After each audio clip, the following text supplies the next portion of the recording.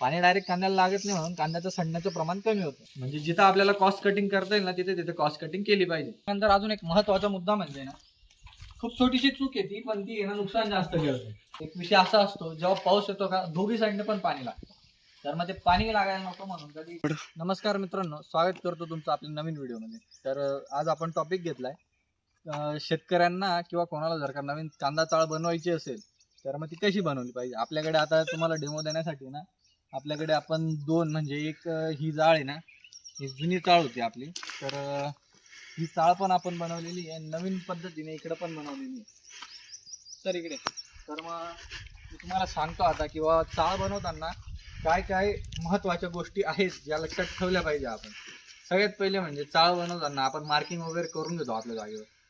जशी तुम्हाला सोयीची तुमची जागा असेल त्याच्या पद्धतीने तुम्ही मार्किंग करून घेता. त्याच्यानंतर मार्किंग केल्यानंतर आहे ना, एक लक्षात ठेवायचं, हे जे डिस्टन्स असतं का आपलं, एक म्हणजे हा जो एक कप्पा तयार होणार असतो का लांबा, तर मग हे डिस्टन्स जास्तीत जास्त 4.5 ते 5 फूट किंवा 5 फुटापर्यंत मॅक्झिमम घ्यायचा. आपलं हे डिस्टन्स 5 फुटाच्या वर नाही जायला पाहिजे त्याचं. आणि त्याच्यानंतर आपण जेव्हा हे बघा, आपण जेव्हा ह्या साईडने बनवतो ना, आपण असे कप्पे काढतो. हे बघा कप्पे. आपण जेव्हा हे दारं काढतो ना, दारं काढताना एक गोष्ट अशी लक्षात ठेवायची, आपण आहे ना जेव्हा दार असं उघडणार असतं का आपल्या ज्या साईडने, त्या साईडला असा हुक तयार करतो. तर मग अशी हुक तयार करायची नाही, तिथे डायरेक्ट अशी बिजागरे लावून घ्यायचे.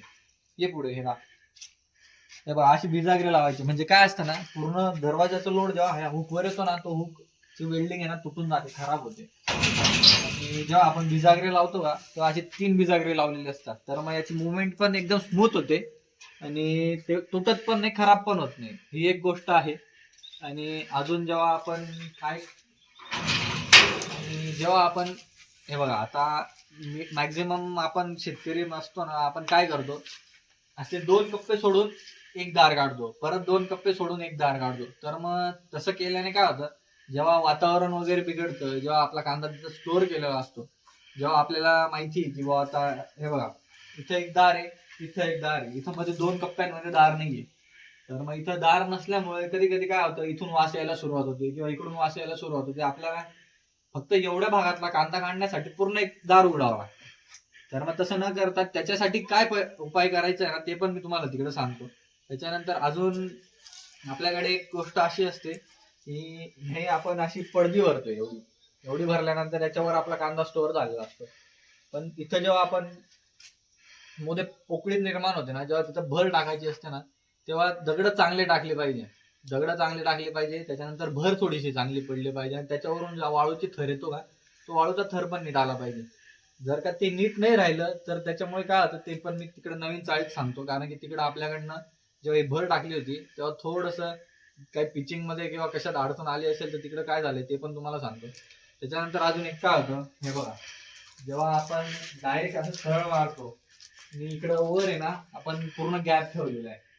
जेव्हा आता पाऊस कोणत्या साईडने येतो, कधी वारे जास्त चालू असताना, तर मग कोणत्या साईडने कधी पाणी घुसेल ते पण कळत नाही. म्हणून हे पण असं मोकळं नाही ठेवायचं. तर त्याला काय करायचं ते पण आपण तिकडच्या नवीन चाळीत केलेलं आहे अपडेट, ते पण तुम्हाला मी सांगतो.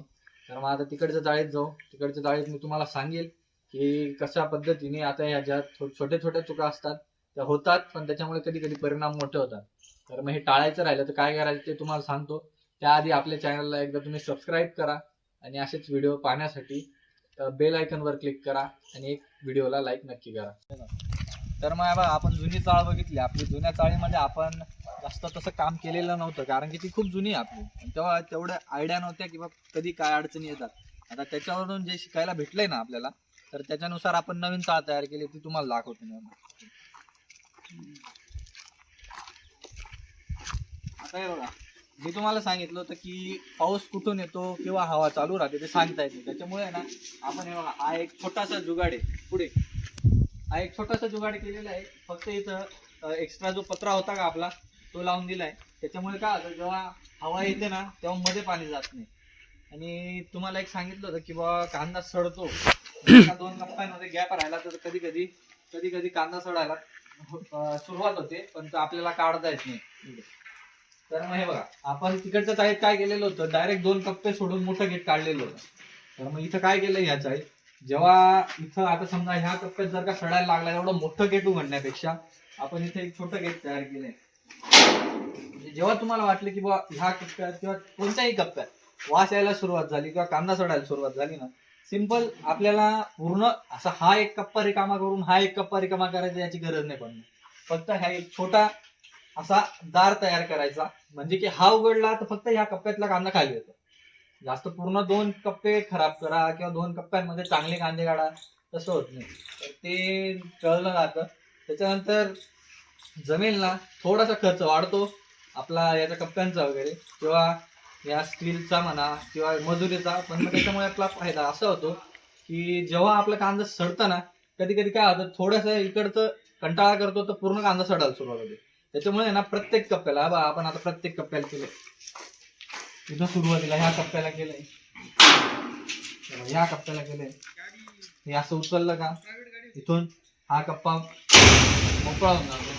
त्याच्यानंतर मोठं दार असून याला पण केलंय.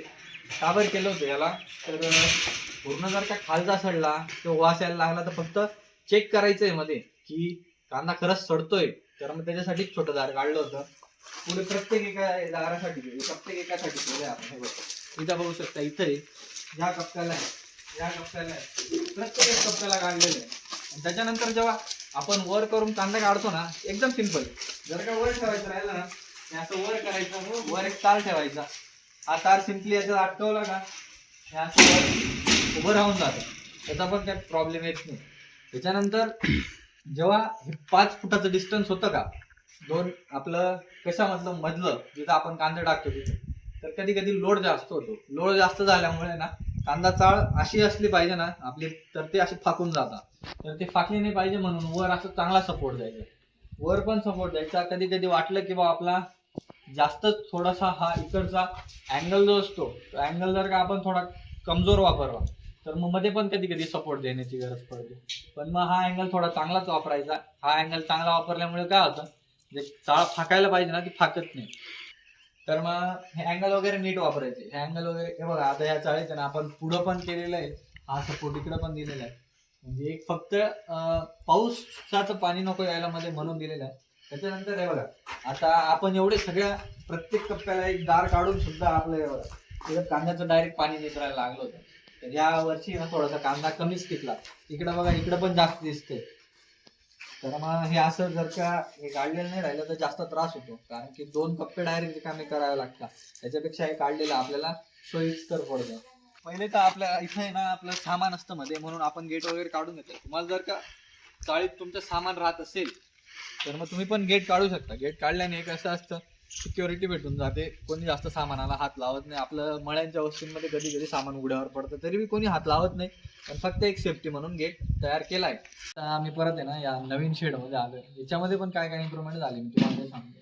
आता हे बघा, आपला जेव्हा चाळ बनवली जाते ना, तर थोडं स्ट्रेंथ वाढली पाहिजे म्हणून हा एक जो आपण वापरलाय का, हा सी सेक्शन मध्ये वापरलाय. सी सेक्शन मध्ये टाकला का त्याच्या, तर मग म्हणजे असं ठेवलाय ना. आता हा जो मधला गॅप आहे का, हा 5 फुटाचा आहे. 5 फुटानंतर तुम्ही अँगल टाकू शकता. 2 अँगल 5 फुटाची टाकली का परत सी सेक्शन वापर, म्हणजे कसं स्ट्रेंथ वाढते.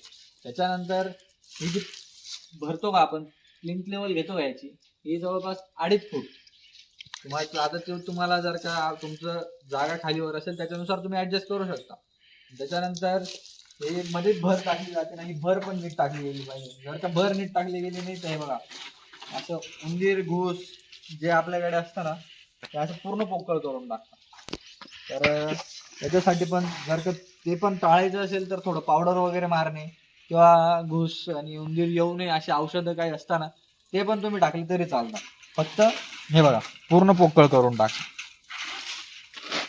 आणि त्याचा त्रास आपल्याला नंतर पुढे होतो, कारण की आपल्याला परत रिपेअरिंग करावी लागते. आणि हा बघा, हा तुम्हाला बोललो होतो ना, वरून पण सपोर्ट द्या. वरून सपोर्ट दिला ना हे पण चांगलं असतं. त्याच्यानंतर आपली जाळी जी येते ना ती मधून येते. आपले चॅनल काय म्हणतात त्याला, पाईप. पाईप आपले जे पाईप येतात ना ते बाहेरून येतात, आपली जाळी मधून येते. आणि जाळी वापरताना सहसा गॅल्वनाइज आयनची वापरायची. आणि तिची जी साईज असते का ती 1.5 बाय 1.5ची ठेवायची. 1.5 बाय 1.5 मध्ये एक काय होतं, कांदा म्हणजे मॅक्झिमम साईज कांद्याची त्याच्यापेक्षा जास्त चालली जाते. जी चवरी वगैरे असते का ती ठीक आहे, आपण थोडासा कप्पा त्याचा वेगळा करतो कारण की ती जास्त निघत नाही. तर मग त्याच्यासाठी 40 1.5 ची वापरायची. गॅल्वनाइज आयनची वापरली तर एक फरक असा पडतो की ती लवकर खराब होत नाही. डायरेक्ट स्टीलची वगैरे वापरली ना ती गंजायला सुरुवात करते. लोखंडी वापरली तरी ती गंजायला सुरुवात करते. जाळीचा बी रेट काढून घेतला पाहिजे कारण की आम्ही जेव्हा चाळ बनवली जेव्हा ही जाळी घेतली होती तर ती जाळी 70 ते 80 रुपये किलोच्या रेटने भेटली. आता तुम्ही जेव्हा काम करशाल तेव्हा त्याचे रेट चेंज होतील. आणि जेव्हा स्टील पण घेतलं होतं तेव्हा पण त्याचे रेट आपले जवळपास 50 ते 60 रुपये किलोच्या प्रमाणे होते. आता तुम्ही काम करशाल तेव्हा काय असू शकतं, म्हणून त्याची डायरेक्ट कॉस्ट तर काढू नाही शकत आपण. ते झाल्यानंतर हे बघा, हे असे छोटे छोटे हुक ठेवायचे.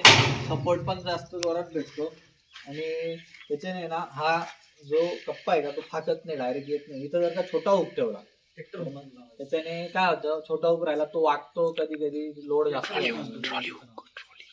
ट्रॅक्टर हुक तर याला आहे ना ट्रॅक्टर हुक म्हणता.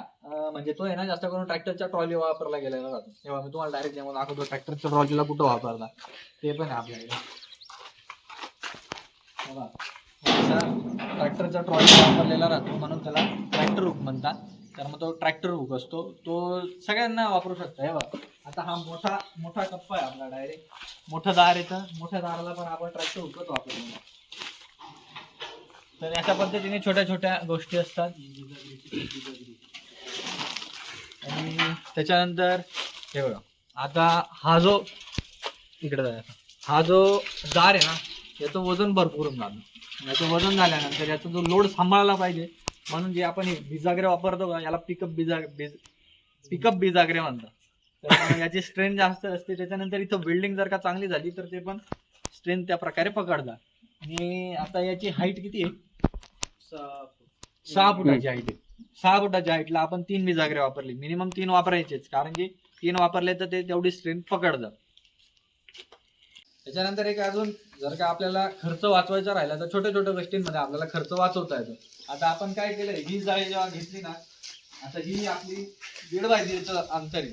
आणि त्याच्यानंतर आपण जे कंपाऊंडला वगैरे वापरतो ना, ही जाळी वापरताना ना 2 बाय 2 ची वापरायची. कारण की इकडे काही नसतं, आपला कांदा वगैरे पडत नाही. ती फक्त एक सिक्युरिटी म्हणून आपण लावलेलं राहते. त्याच्याने काय होतं, आपला खर्च कसा कमी होतो.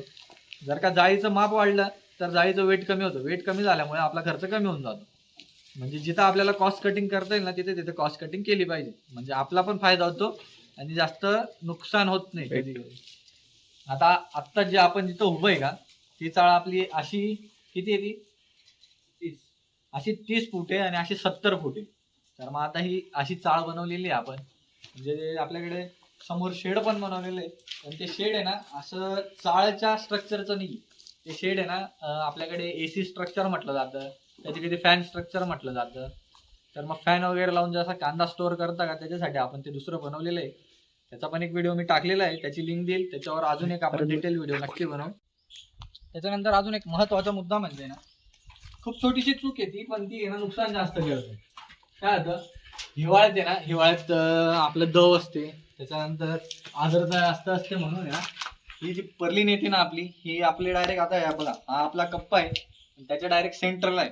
ही आहे ना दव बिंदू पकडते. त्याच्यामुळे ना त्याच्यातून हळूहळू पाण्याचे थेंब पडतात डायरेक्ट. तर ते ना आपल्या डायरेक्ट कांद्यावर पडतात. त्याच्यामुळे कांदा सडतो.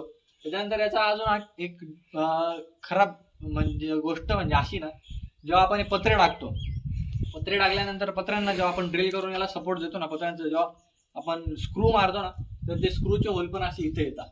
असे वरून स्क्रू येतो याच्यामध्ये जातो. तर त्या स्क्रूचं कधी कधी काय होतं, स्क्रू मारताना वरून दिसत नाही. कधी कधी स्क्रू इकडे येतो त्याच्यामुळे पण लीक तिथं राहून जातो. आणि कधी कधी स्क्रू डायरेक्ट याच्यात जरी आला तरी पावसाचं पाणी आहे, शेवटी पाणी असल्यामुळे ते डायरेक्ट जिरून जातं त्याच्यामध्ये आणि ते पाणी पण डायरेक्ट कांद्यांवर पडतं. तर मग ते तसं व्हायला नको म्हणून मी तुम्हाला सांगतो. आता नवीन चाळीत आपण केलेली आहे त्याची इम्प्रूव्हमेंट की काय करायला पाहिजे. तर मग हे बघा, नवीन चाळीत आपण एकदम सिंपल त्याला असं जुगाड केला आहे त्याचा की आपला हा जेवढा कप्पा आहे ना, या कप्प्याच्या एवढ्या अंतरात डायरेक्ट पर्लिन ठेवायचीच नाही. आता हे अंतर थोडंसं 1 फुटाने वाढलं, 1 फुटाने कमी झालं, काही फरक नाही पडत. डायरेक्ट ही पर्लिन आहे ना, डायरेक्ट आपला जो कॉलम येतो, आपला जो सेक्शन येतो, सेक्शन नाही, आपला जो अँगल येतो त्या अँगललाच लाईन करायची. कारण की काय होतं, त्याच्यावरून पाणी जरी पडलं ना त्या अँगलवर पडेल किंवा अँगलच्या बाहेर पडेल, मध्ये नाही पडत. कारण की कांदा सगळ्यात जास्त खराब होतो तर फक्त पाण्यामुळे. तर मग ते पाणी जर का बाहेर पडलं ते कांद्याला लागत नाही, त्याच्यामुळे कांदा पण खराब होत नाही. तर मग अशा पद्धतीने मी तुम्हाला आता सांगितलंय की चाळ बनवताना काय काय प्रिकॉशन्स घेतले पाहिजे. तर मग तुम्हाला जर का हा व्हिडिओ आवडला असेल तर सबस्क्राईब नक्की करा. असेच व्हिडिओ बघण्यासाठी चॅनलचं जे बेल आयकॉन असतं त्या बेल आयकॉनवर क्लिक करा आणि लाईक करा.